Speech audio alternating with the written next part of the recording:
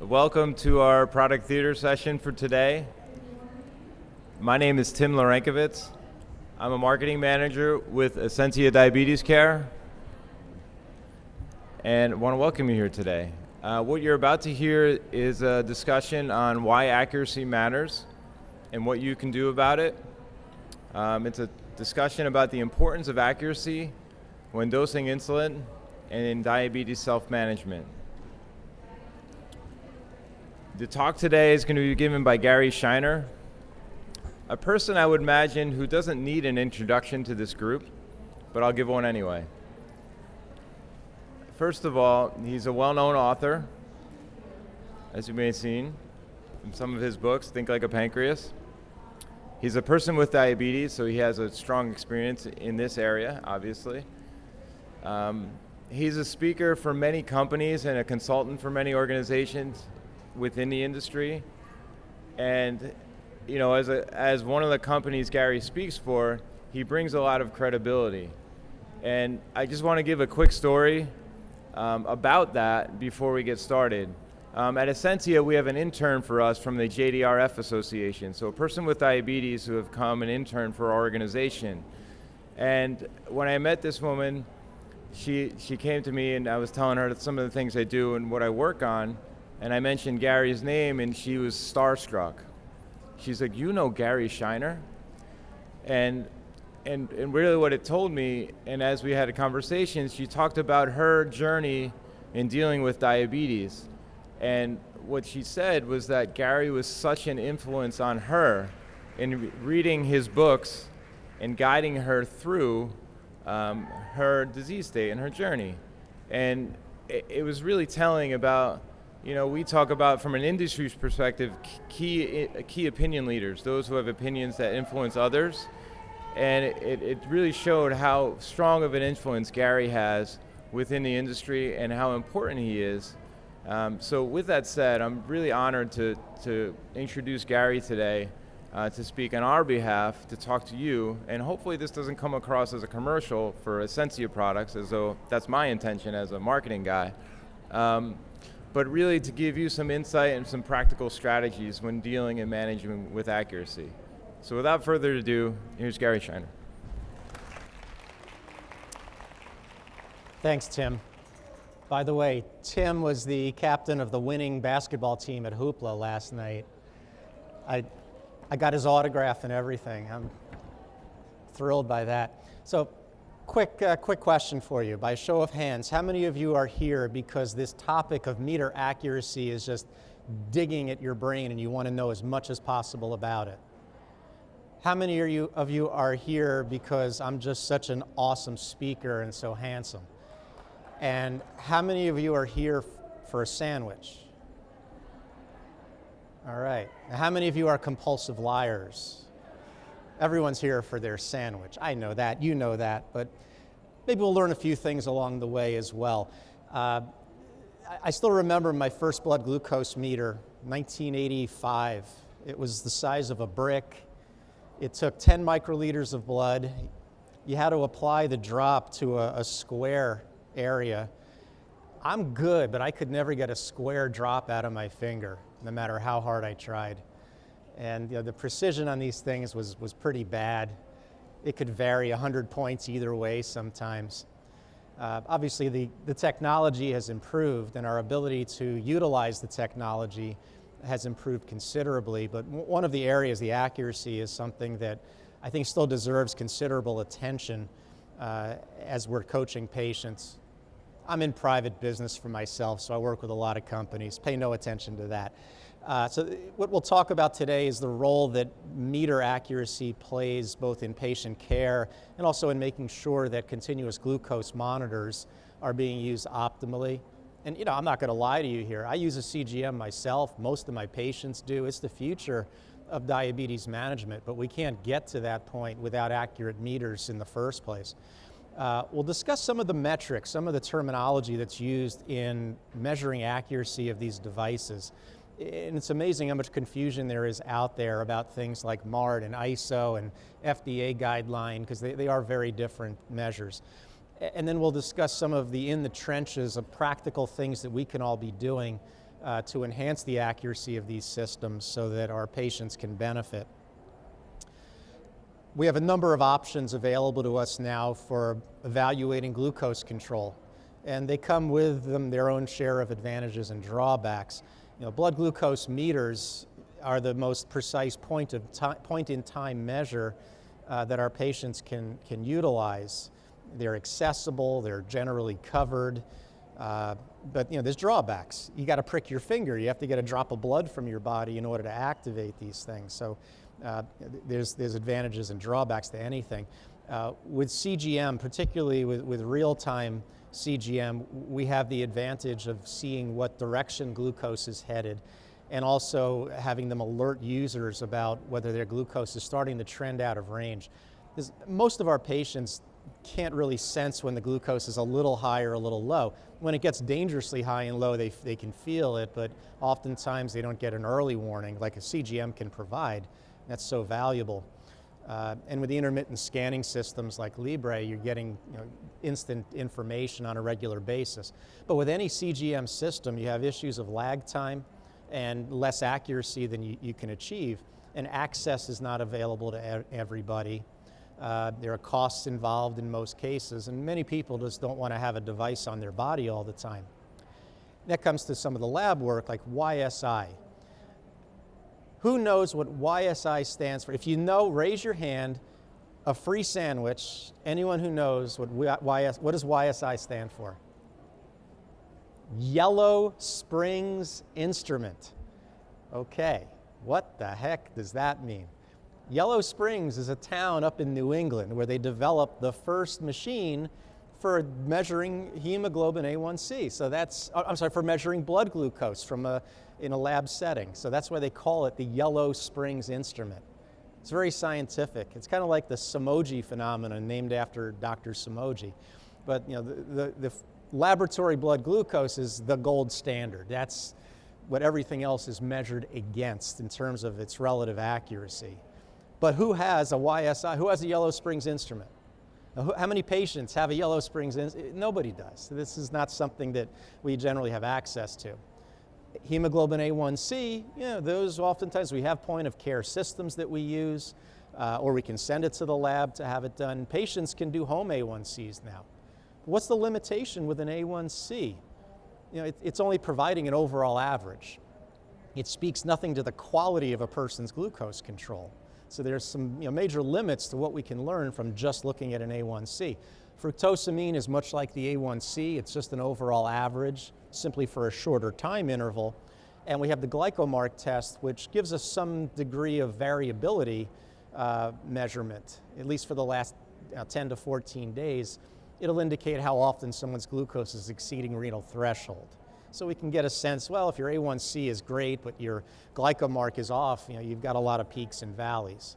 Often you can tell that from a CGM or from 7-point glucose monitor. You can get the same information. But from the standpoint of accurate glucose meters, they're important to everybody in this industry. It's important to patients, it's important to providers for a number of reasons. One reason accurate meters are important is that they establish trust in the product and in the device. And if a patient, think of yourself, if you're a patient checking your glucose, you do a finger stick and it measures 162. You check again, it measures 192. You're going to scratch your head and say, this thing's junk. Why should I bother? Why should I even trust this? Or if it gives you a reading that doesn't match how you feel, if you feel hypoglycemic and it says you're 88, you can say, I can't count on this thing. So from the standpoint of getting people to follow our recommendations for checking, we need accuracy. It also lets patients see subtle cause and effect relationships. So how many of you recommend to your patients that they exercise? All right, how many of you recommend that they watch their diet and eat a certain way? Yeah, I mean, it's common. That's what we do. So if you tell a patient, when you go to McDonald's, instead of getting fries on the side, get a salad. And they try that, but their meter's not that accurate, and they check before the meal and after, and there's no difference. But if they're using an accurate meter, they're more likely to see subtle changes. They might see that 10 or 20 point difference in their glucose. If they are inspired enough to go out for a walk and they check their blood sugar before they go and after, with an accurate meter, they're likely to see that subtle change that took place. With a less accurate meter, it may or may not show up in those results. And if they go for that walk that you've been trying so hard to get them to do, and the reading is 150 before they go and 150 when they get back, where's the inspiration?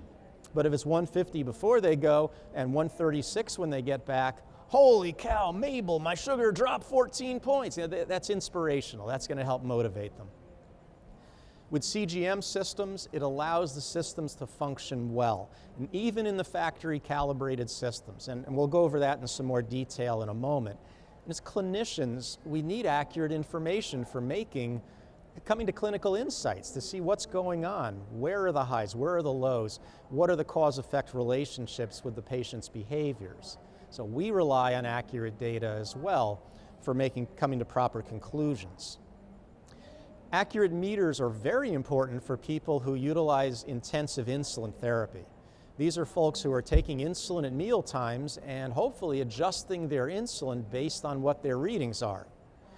It allows them to calculate their correction doses properly. And I have an example of this I'll show you in a few minutes where the accuracy really does make a difference. It allows people at risk of hypoglycemia to catch those lows before they become a serious problem. An inaccurate meter is going to miss some low blood sugars. It's going to read higher than the reading actually is. It also allows for proper treatment of lows. Hopefully you don't tell your patients to treat all their lows the same way. Because a glucose of 70 and a glucose of 40 are going to require different amounts of food. And also minimizing false negatives as well as false positives. You know, there's no reason they need to be alerted or alarmed about a high if they're not high. And likewise with a low, those false alarms can be very disruptive to their lives. So you ready for a quick quiz? Meter accuracy is directly related to clinical outcomes, A. B, meter accuracy is inversely related to clinical outcomes, or C, there really is no difference. So does meter accuracy improve, worsen, or have no effect on clinical outcomes? What do you think? Well, let's take a look at some data. This is in silico data. This is not from actual patient studies, but it's basically data run through a laboratory, run through computer programs. Using meters that are less accurate, they are less likely to detect hypoglycemia when a patient's in a true state of hypoglycemia. In other words, if a patient has a blood sugar of 62, is the meter going to reflect that? Is it going to give them a reading below 70 so that they can actively treat it? With a less accurate meter, a meter that has a 20% variance on average, 1 out of 10 hypoglycemic episodes will not be detected by the meter, and the patient may not treat. Because remember, a lot of patients don't experience symptoms. So that's the patient who's in their car driving home from work, checked with their meter before they left the office like you told them to. The meter said they were 81, but their actual glucose is 59. They're on the road and you're in the car right next to them, or your child is in the car right next to them. Does that make you feel confident? 1 out of 10 times they're driving with a low because their meter didn't catch it. When you go to a 15% error, average 15% discrepancy on the meter, now 1 out of 20 times they're going to be hypoglycemic without realizing it and without treating it. When you get down to 10% discrepancy, average 10% discrepancy, only 1 out of 100 hypoglycemic events is missed. So this is sort of algorithmic. The more accurate the meter, exponentially, the less likely they are to experience a low that went undetected by that meter. The number of days a person is going to experience significant hypoglycemia also goes up as the accuracy of the meter worsens. And that kind of goes along with what we just showed. But the graph on the right to me is a really interesting one. The hemoglobin A1C also goes up.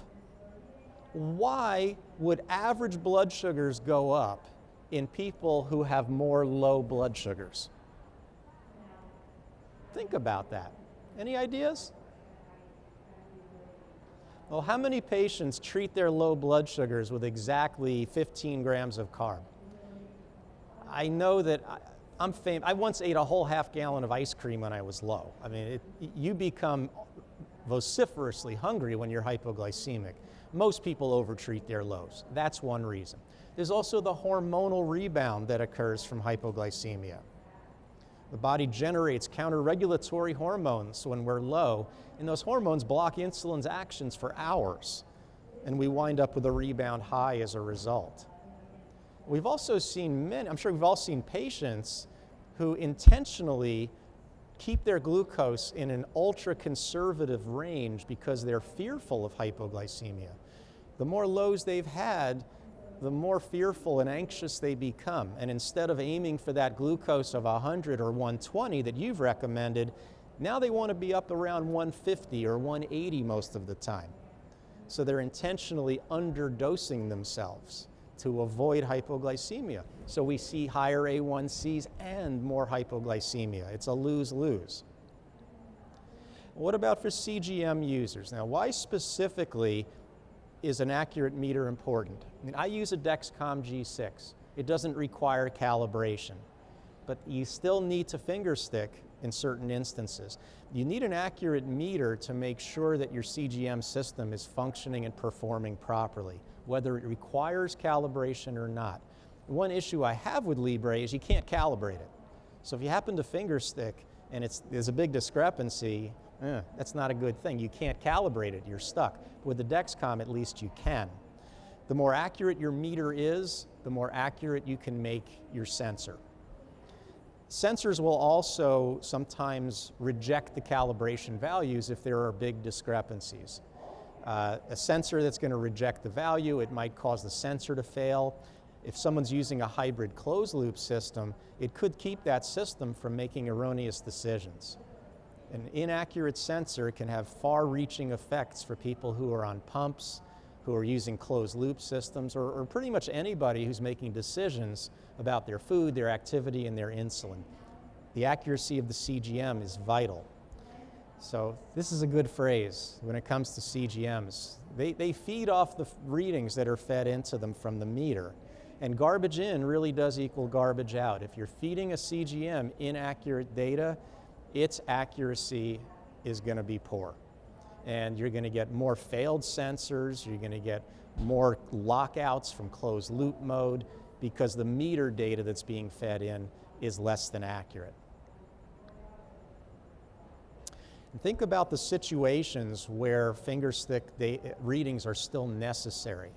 Now, I often ask, should patients on CGM be instructed to just trust the thing, to never trust it, or to be coached on how to use it intelligently? And I think we want to coach patients on how to use a CGM intelligently. It's not an all or none proposition as far as trusting it. With most sensors, the accuracy on day one is not all that good.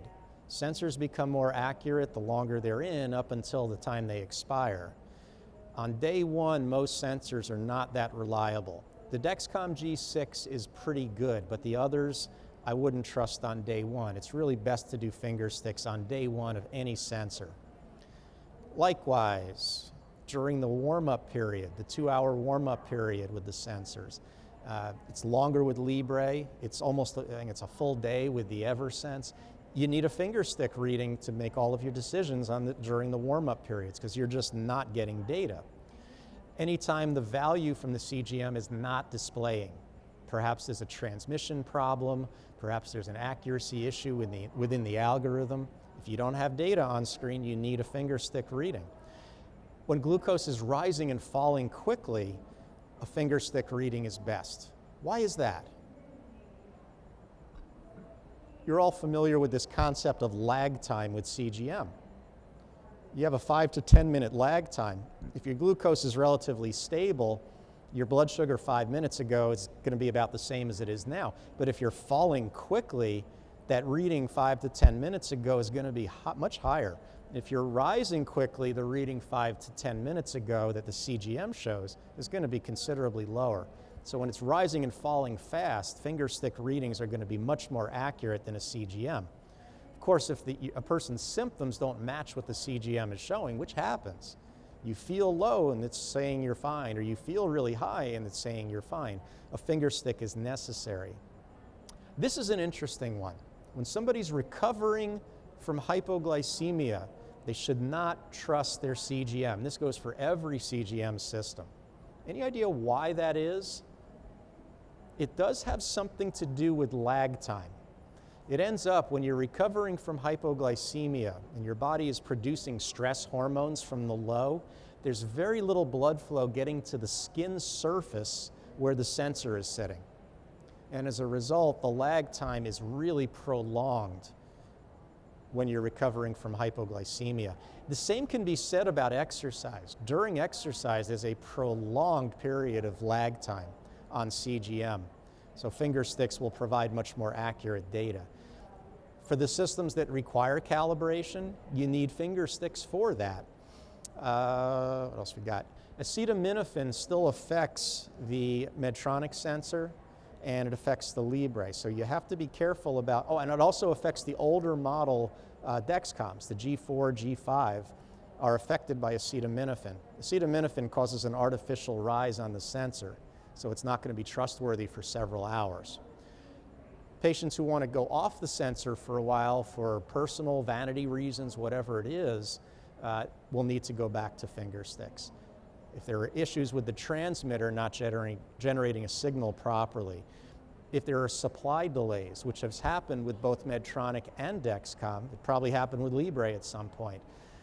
If they're waiting for supply shipments to show up, they need to be doing finger sticks.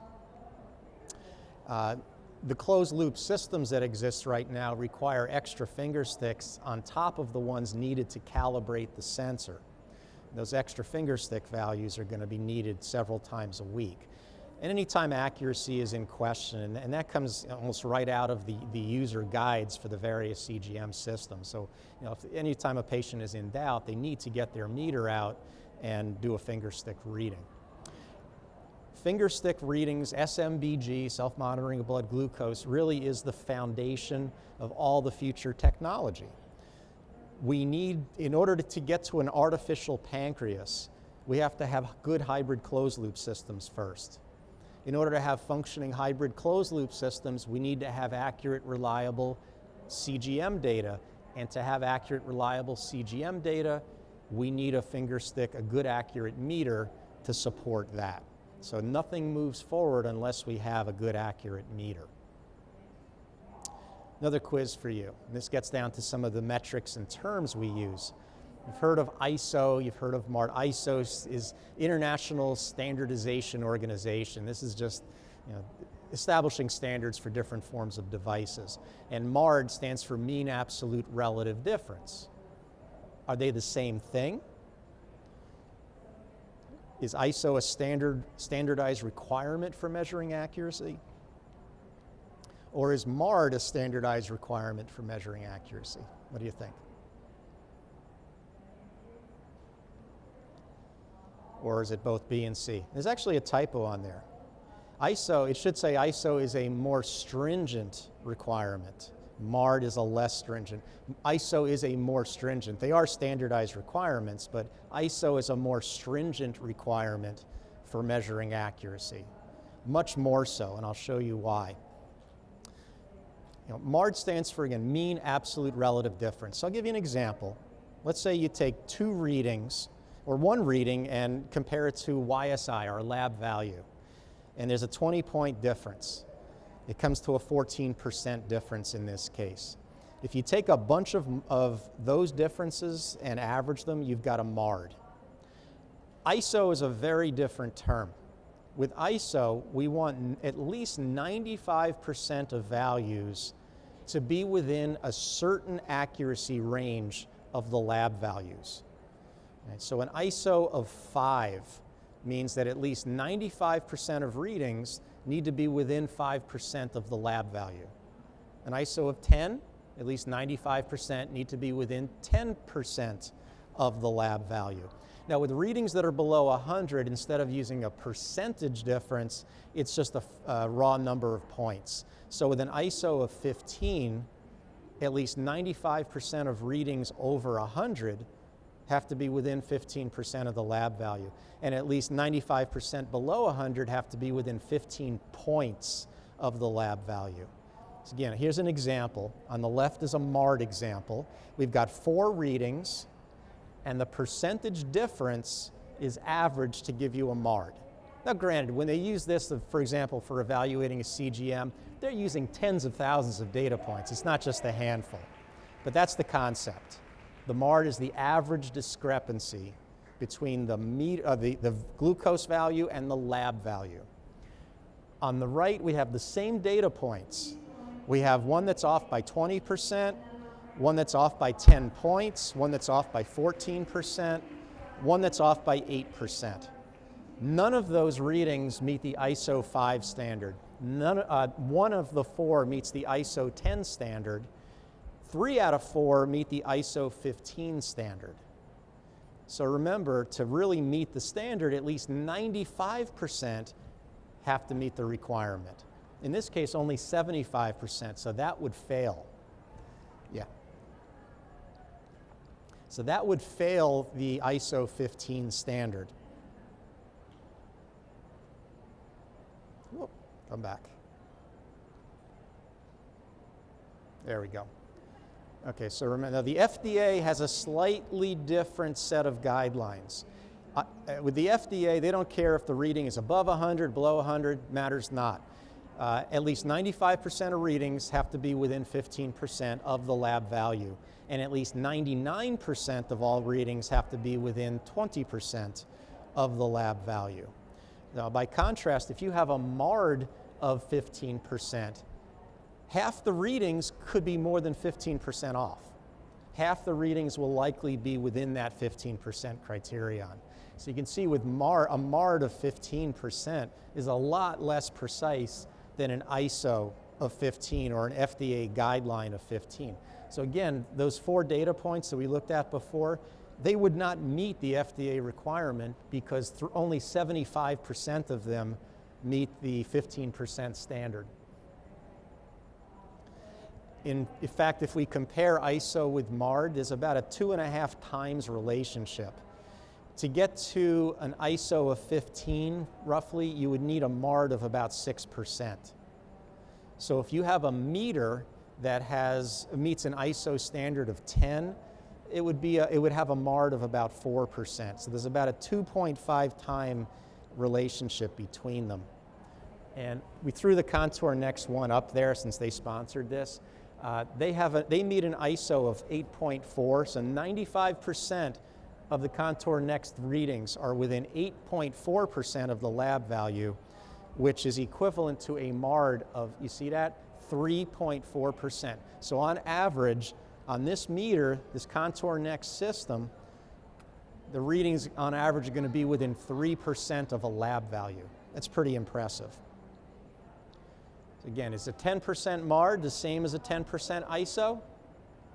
Heck no. If we draw a scatter plot, the scatter plot on the left, that's a MARD of 10%. On average, there's a 10% discrepancy. On the right, that's an ISO, a meter that meets an ISO of 10%. Much greater precision. So let me show you an example of where the accuracy makes an enormous difference. Here's an example patient, Roland, 55 years old, type 2. He is on mealtime insulin, and he was instructed to adjust his dose based on a correction formula. His target is 120, the correction factor is 30. So you didn't know there'd be math today, did you? It's math. All right, so let's say Roland's actual glucose confirmed in a lab is 288.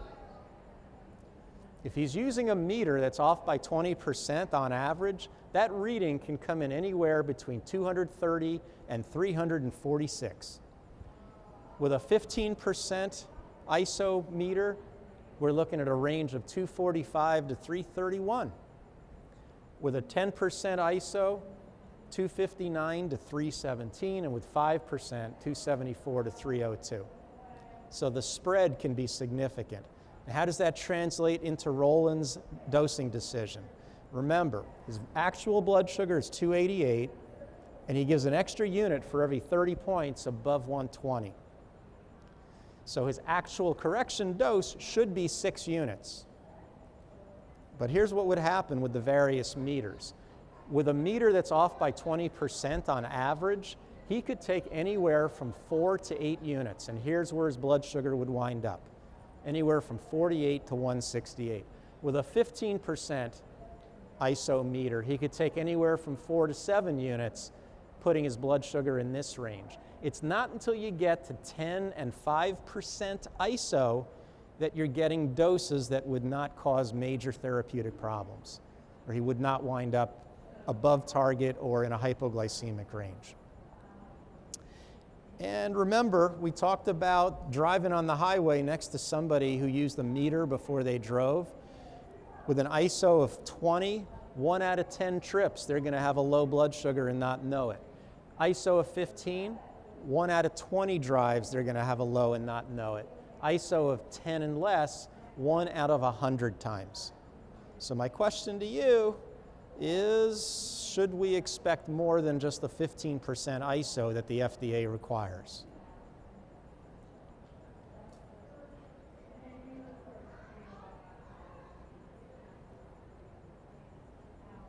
Okay, another question for you, and this relates to the handout that was on the tables. So true or false? The accuracy and performance of all blood glucose meters on the market currently meets the ISO standard. These are devices that the FDA approved, and they're available for purchase and use by anybody with diabetes.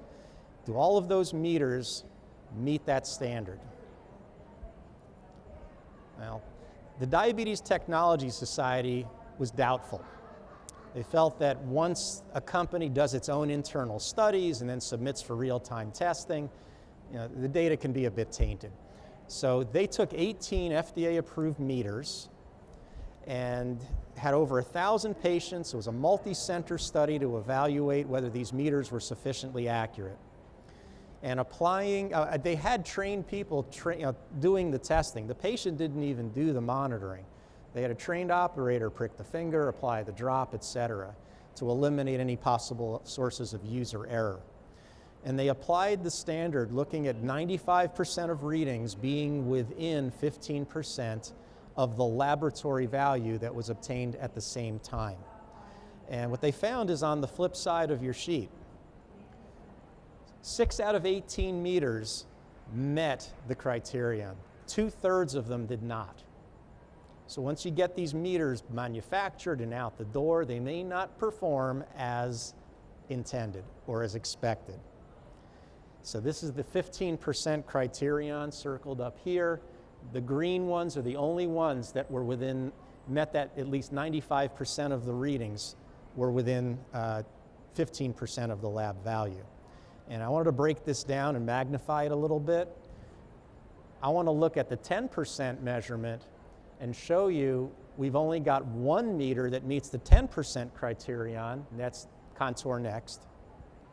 Every other meter drops off significantly at that 10% accuracy level. You're down to only 87% and then down into the 70s after that. Okay, so that's the 10% criterion that we really should be looking for. So what can we do besides choosing a meter that provides the best accuracy? What can we do as clinicians to ensure that patients are receiving the most accurate data? If a meter still requires coding, patients obviously have to be instructed to do that. If a meter is not coded properly, the accuracy will be off. The storage of the strips has to be concerned. Humidity will decay test strips. The enzyme in the strip is affected by humidity. That's why test strips come in a vial that has a desiccant in it. And some of them, the desiccant's in the lining of the vial. Some, there's an actual packet in the vial. They need to be stored and sealed in those. Houston's a good example. You walk outdoors here for 2 minutes with an open vial of strips, you might as well throw it away. It's not going to be useful. The choice of doing finger sticks versus alternate site. The only real difference here, finger sticks are going to provide a capillary blood sample. This is blood glucose you're measuring. Alternate site measurement, you will get a mixture of interstitial fluid and capillary blood. Interstitial fluid has some lag time to it. That's why sensors have some lag time. So the accuracy is a little less precise with the alternate site measurements, particularly the arm and leg type measures. Site cleanliness, critical. And it's not just food that can affect the readings. Any kind of dirt or oil or grease or lotions and moisturizers, this stuff all affects the accuracy of glucose readings. In the application technique, patients have to make sure they apply the drop properly, that the full test strip area is filled before they can trust the value that that meter generates. Some of the desirable features we look for in meters, clearly meters that don't require coding. Smaller sample sizes are beneficial, not just for the convenience of the patient, but also to ensure that they're not underdosing strips as often. They end up wasting strips, or worse yet, getting false readings by applying insufficient samples.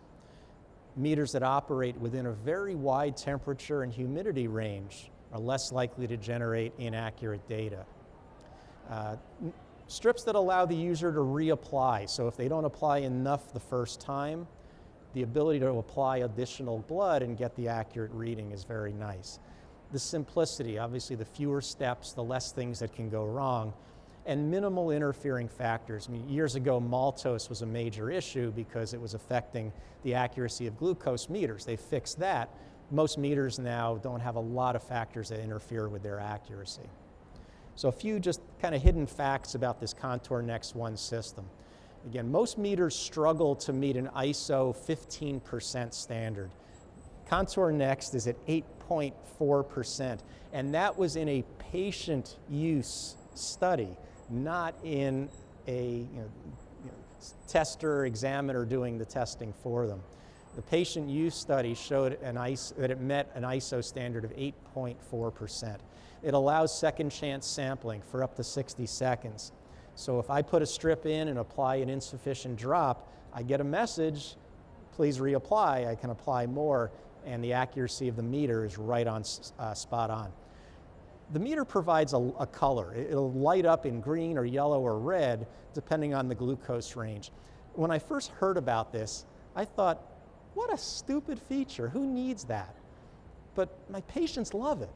They like the feedback. They like knowing, wow, I'm in the zone, I'm in the green. So who knows, some people enjoy it. The strips are interchangeable, which is really nice. Any Contour Next meter uses the same strips. A lot of meter companies have different strips for every different meter, and that's frustrating. Just when you get their scripts in place and the mail order's working or whatever, you get a slightly different meter, it uses slightly different strips. It's also the meter that's used, it's sort of the preferred meter with virtually every device company out there. When Dexcom first started shipping got approval with Medicare, by default they were shipping Contour Next supplies for doing calibration because they recognize the accuracy really does matter. The Medtronic pump integrates with the Contour Next meter. The Tandem pump, the Omnipod, they're on the way. They're going to be integrating with Contour Next systems. So they know what they're doing. There's also a really nice app that works with this. And the most important thing to know about this app is that the patient doesn't have to do shit.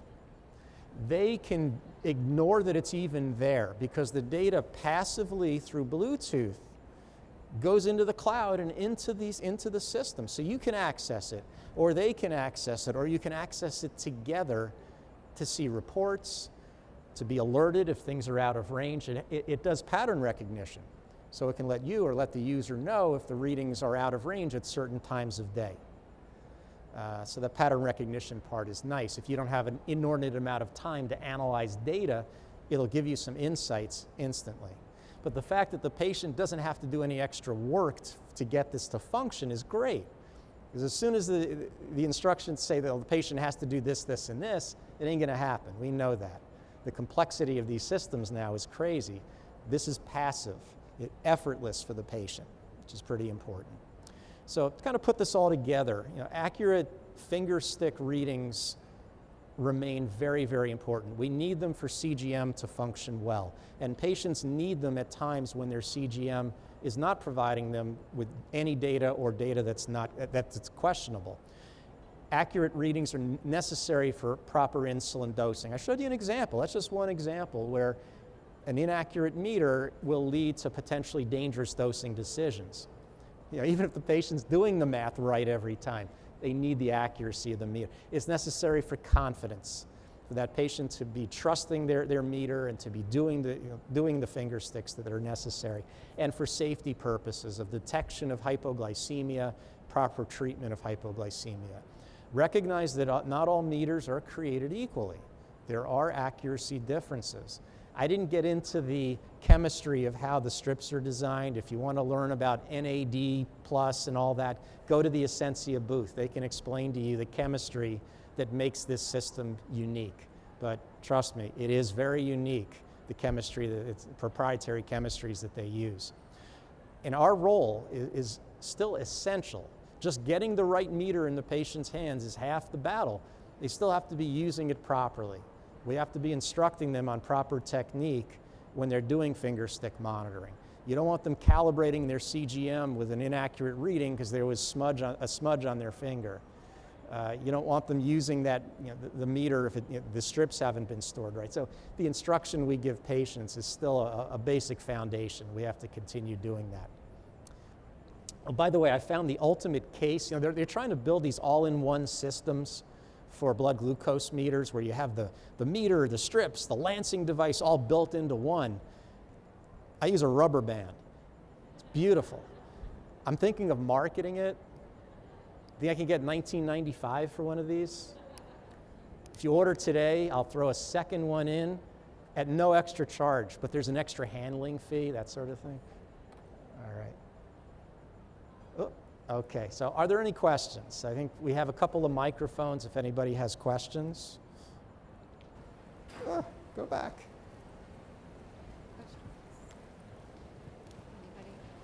I don't know. Thank you all for your time.